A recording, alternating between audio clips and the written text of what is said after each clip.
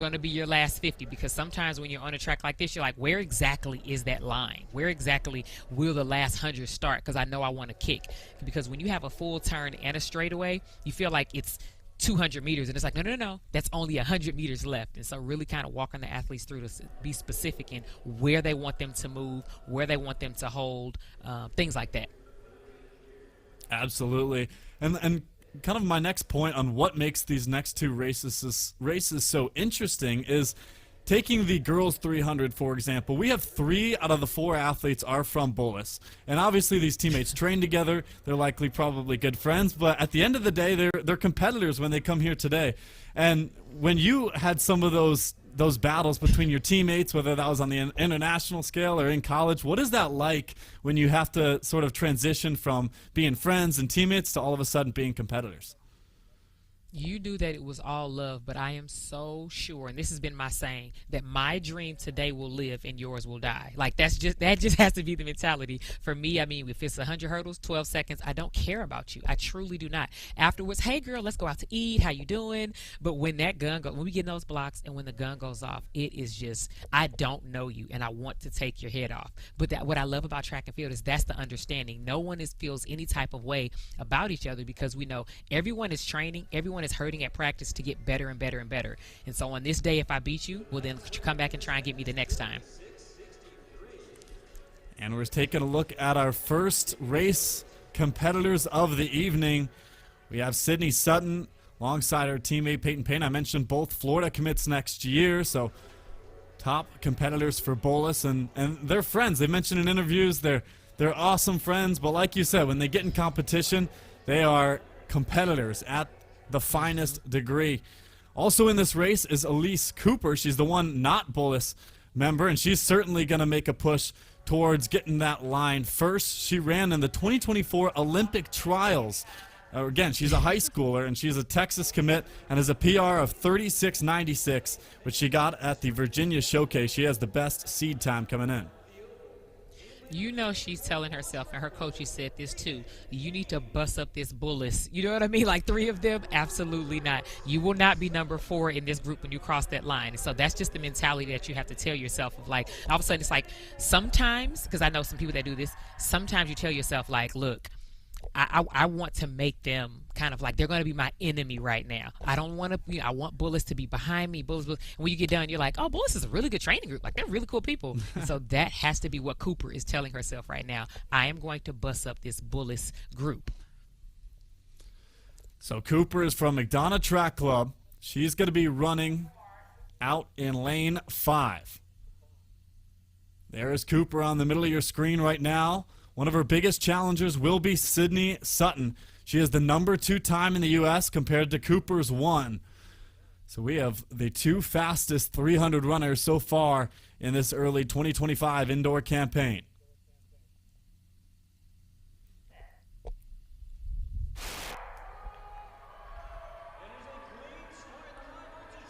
Looks like a nice start from Cooper in lane 5. She's going to be in that McDonough uniform. This is what we talk about. Cooper's not running afraid. She's really going. Sutton realized that I cannot let her get away from me, because if I do, my kick will mean nothing. But Cooper is running a really, really good race on the front right now. Coming up right beside her on the inside is Sutton. Sutton challenging. It's Cooper and Sutton just a step behind her. And Elise Cooper is going to come across the line with a 1.5 step lead, and it's going to be 36:30. And wow, if that stands right there, that would be a national record.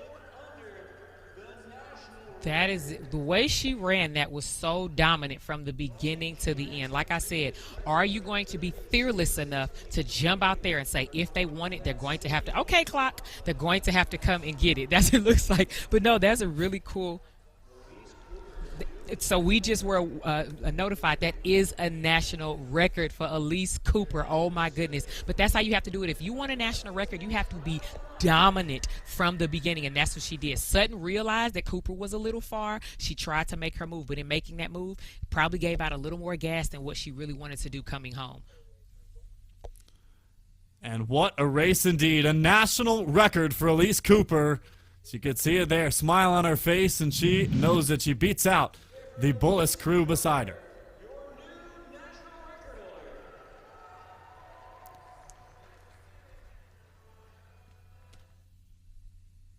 I mean, from the beginning, you're going to see how Cooper kind of jumps on Brown here, if you will. Like what she did was she used her. She said, I want to catch her by the 150. So if I do that, then I'm moving really, really well because all the ladies are attacking. Sutton now has decided I cannot let her get away because we're approaching the 100-meter mark and I will run out of real estate. But the issue with that is Cooper never got tired and she never broke. You're going to see right here, her stride stays open, those arms stay big, and she powers home to a national record. Yeah, I mean, that's a tough race, though, and she really never had anyone to catch in that race. She ran out in lane 5, so one of the, front positions, and just had to run her own race. Like you said, run confidently, run the best race you can, and it leads to a national record. This is just job well done. Tonight she's going to be like, oh my goodness, I cannot believe I did it again. It's one of those things where your coach will tell you time and time again, you're ready, you're ready, you're ready. And when you start to believe in yourself and go out here and really attack and approach your race saying, I belong and I want this is when magical things like a national record, it just falls. She ran really well. I mean, Texas is getting a superstar. Cannot wait to keep my eye on her for her whole career. And yeah, exactly. They are getting a superstar. A phenomenal season already. And we might get an interview here shortly with Keenan Gray.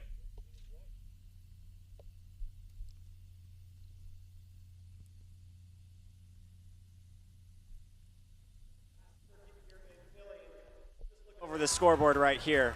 New national high school record for Miss Elise Cooper, taking down Shanti Jackson's time of 36:63. Great field assembled. Sydney Sutton pushed you right there to the limits. Take me through that last 50 meters or so. Yeah. I could see Sydney the corner of my eyes, so I'll just keep going, keep running, and I really just try to maintain my form because that's really what carries me through the line.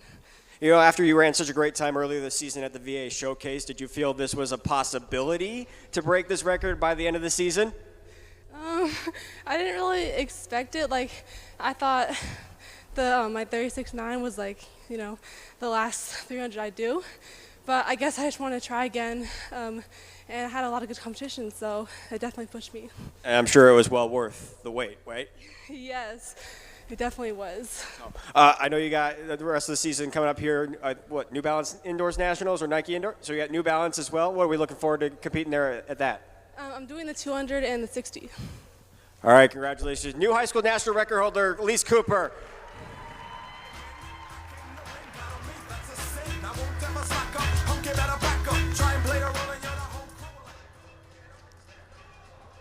And a phenomenal interview there, hearing words from Elise Cooper. And one thing I take from that is she is used to the big pressure moment. We mentioned she was running against the second best competitor in the nation this year, but she has been in high pressure situations before. She ran at the U20 championships and the Pan American Games, and like I mentioned, she ran at the Olympic trials. So Dawn, kind of going off what you said with going out with confidence, that's exactly what Elise Cooper has proven over the course of her high school career. Yes, she's built that. I mean, when you put in a lot of hard work, but then you continue to line up with competition and you don't run from it, and your coaches continue to pour into you like this is what's going to get you better. I mean, you're going to get things like this. You're going to get times like this. But confidence is dangerous. I remember after winning my gold, sounds crazy, but that's when I realized, oh, girl, you real good. And I went on a tear that complete next year because the confidence was there. Everything that I had been doing and I thought about myself, it happened on the big stage. And so I knew I belonged, and I ran like it, and that's what Cooper just did.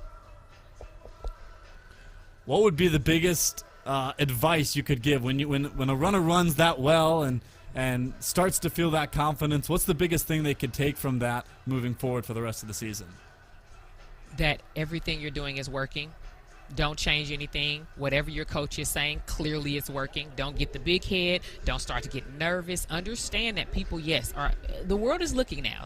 High school, Sweetie, you are the person, okay? You have the target on your back, but you've earned that, and that means that you belong. Don't start to question. If your coach says go to sleep at 8, girl, you go to bed at 7:59. If they say wake up early, I mean, it's really just. After our first of two races of the day, we're going to make our way to the boys' races. We're going to have the boys 300 set to begin here, and we're going to have a 5-athlete field. It's going to be Jaden Parsley running in lane 2, Keith Jaranet in lane 3, Jaden Delian in lane 4, Cameron Homer in 5, and his Bullis teammate Connor Solman in lane 6.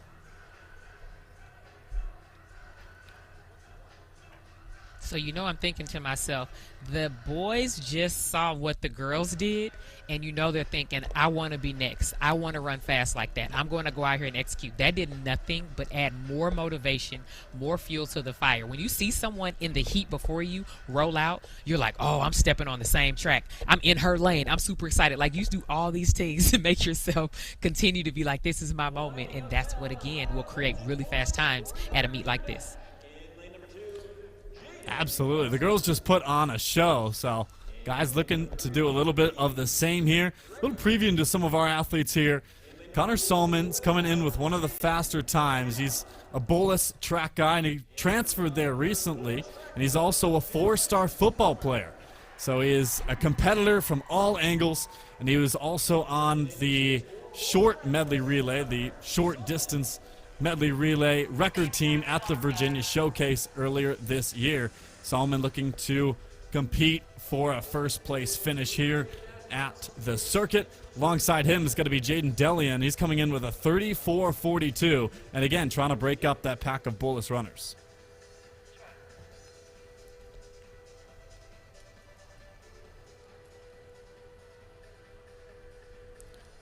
Don, a lot of these, especially in indoor, you have just sort of meets back to back, and especially for Bullis, they're traveling all across the country.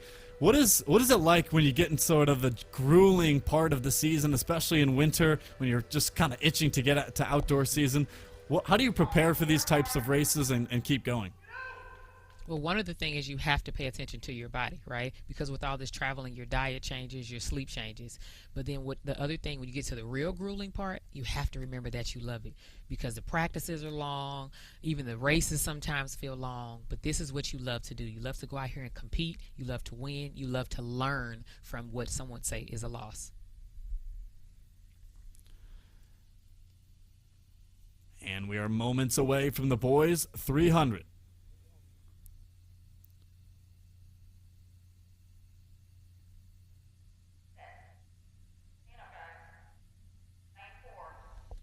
And they're going to call for a stand-up. The suspense building a little bit here for our second race of the evening.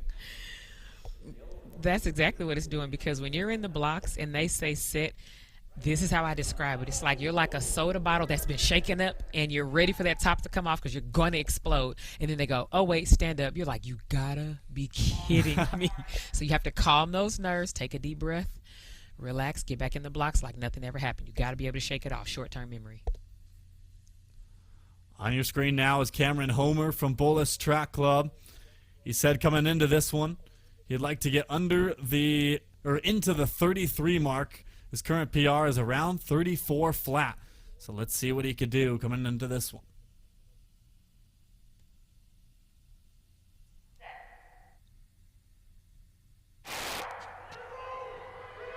And the gun is off, and it is indeed a nice start from Cameron Homer out in lane 5. He has a really nice open stride. He's going to need to use, if he's trying to PR and run under 34, he's going to have to use Salmon, which it seems like he is. He's pulling up on the inside now, coming around this turn. You know that they're coming home. He's going to have to stay open and use those arms aggressively. And look at this. The Bullis teammates side by side. It's Homer. He has a one-step lead. And Homer's going to come across the line in first. And he said he wanted to get into the 33s, and yes, he does. 33-43. That's not just stepping into the 33s. He jumped all the way in. 33.9 is, ooh, I just ran 33. 33.43 is insane. To go from a 34 to 34 flat to a 33.4.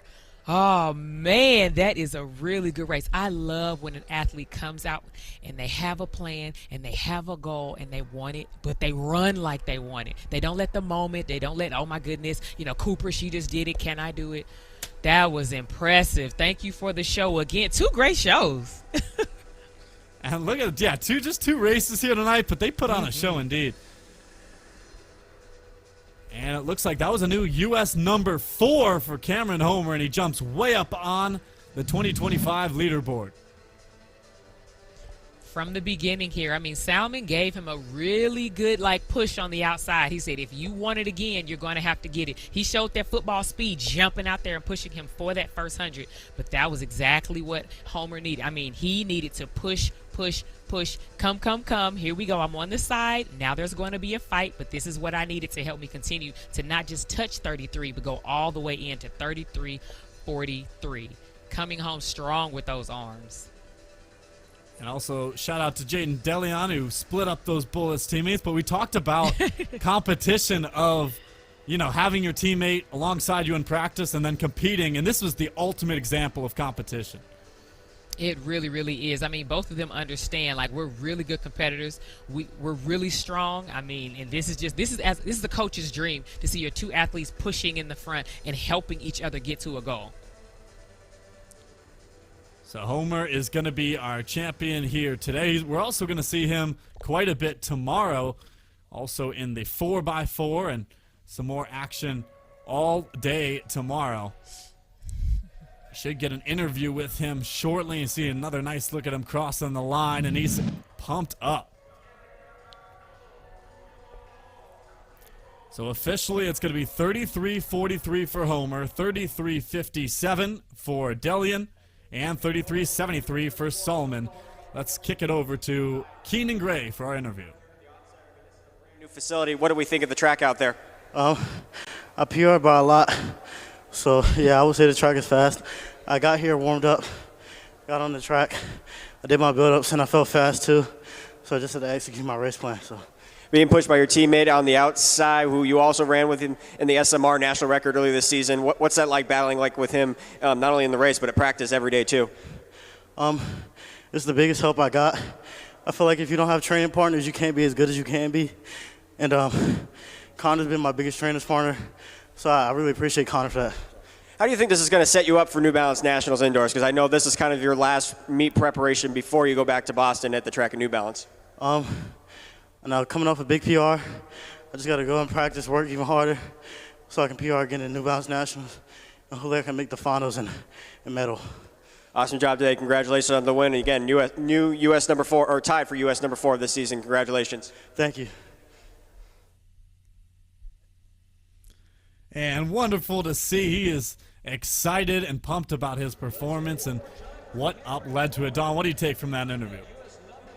Oh, my goodness. I took that he said he had a goal. He came here and he warmed up. And this is another thing, that it's a true skill for a coach to be able to warm their athlete up to this type of shape, let the gun go off, and they run this fast. Sometimes people take down records after rounds, but these schools have done a really good job getting the athletes to buy in, trust the process, warming them up, and doing well.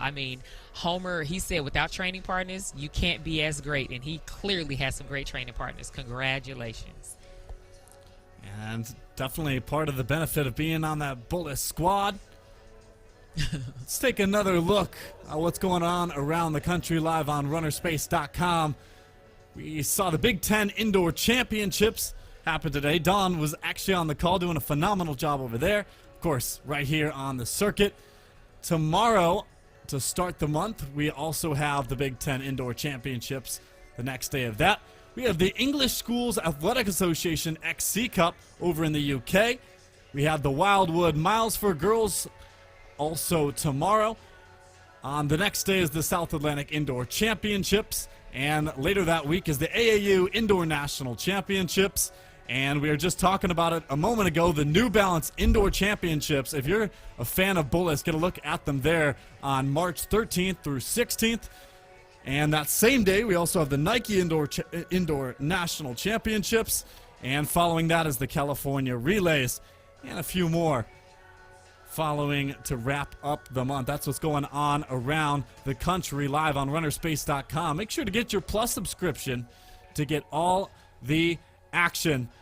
Ladies and gentlemen, that is going to do it for our Friday night. We have got a ton of action tomorrow, starting with the girls 60, but a special thanks to everyone that makes this show happen, to our producers, to our on-site crew, and especially to Dawn Harper Nelson for joining me on the broadcast today.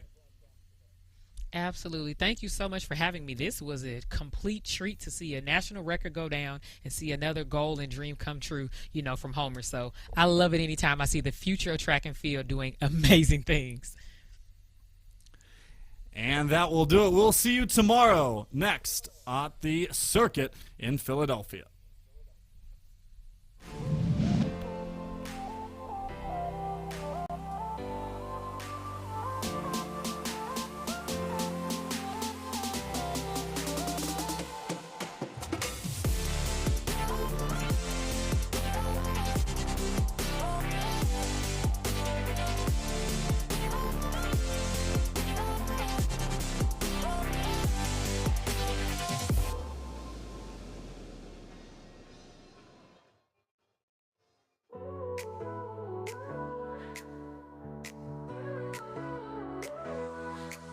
Lightning in my veins, I can't deny. Racing through the night like sparks that fly. Circuit boards my track, a flash of light. Fast as thunderbolts in the dark sky.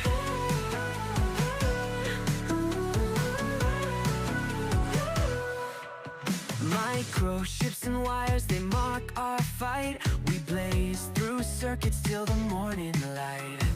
Power surging on, we chase the dawn. In this metal maze, we race till one.